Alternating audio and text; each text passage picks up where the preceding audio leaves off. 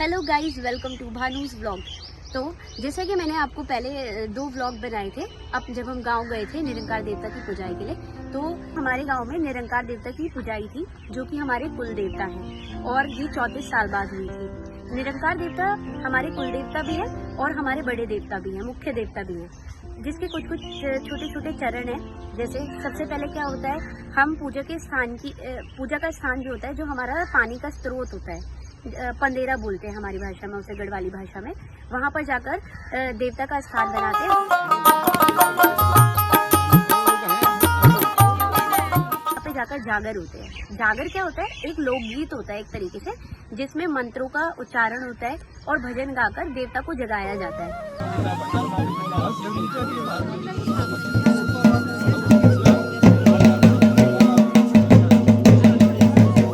गढ़वाली भाषा में ही होता है। तो जागर किए जाते हैं जिससे देवता नाचते हैं।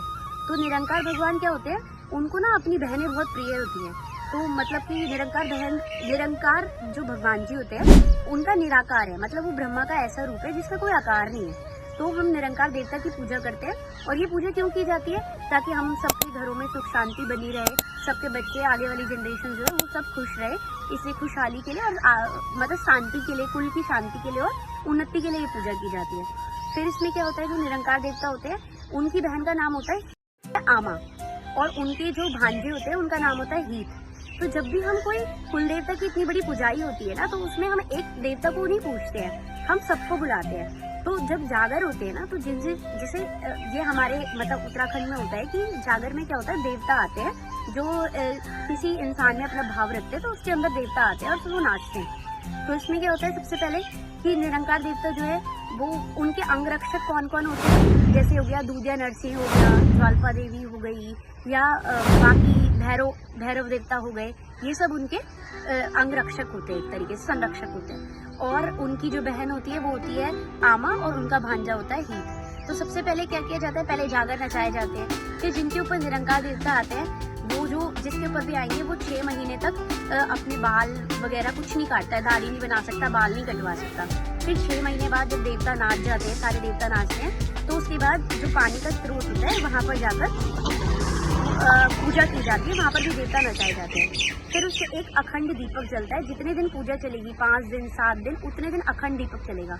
और क्योंकि इस पूजा में आमा बहन का बहुत महत्व है, तो क्या किया जाता है कि परिवार की जितनी भी बहनें, जितनी भी बेटियां, बुआ, सब मतलब दूर दूर के जब जितने भी होंगे ना, सब उनको बुलाते हैं। तो मतलब जैसे हमारा गांव है वो 6-7 फैमिली है हमारे गांव में, और सब परिवारों में 1-1 2-2 लोग ही रहते हैं।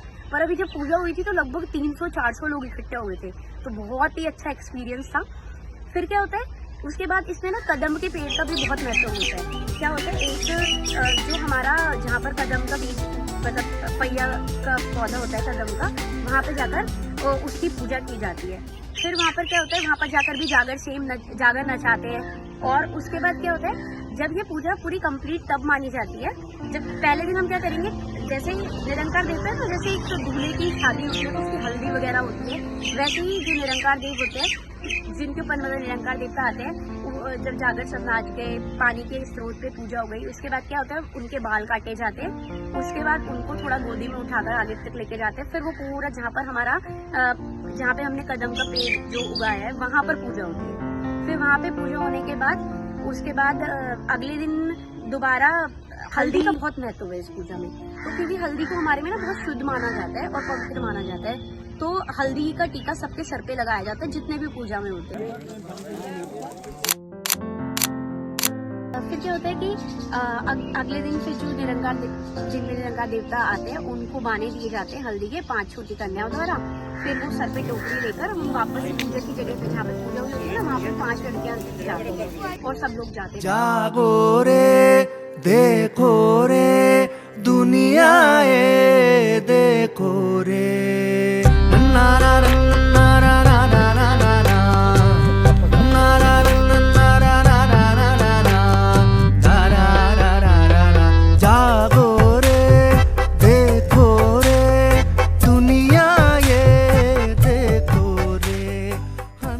दोबारा जागर होते हैं।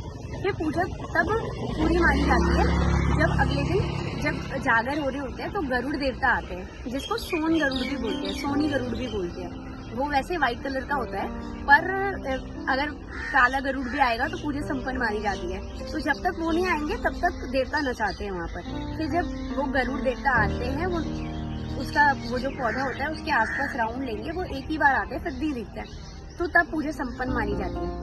उसके बाद जब पूजा संपन्न हो जाती है तो जागरी के गांव छोड़ने से पहले बहनों की सबकी विदाई की जाती है, उनको प्रसाद दिया जाता है और जो भी मिठाई वगैरह होती है वो लगती है।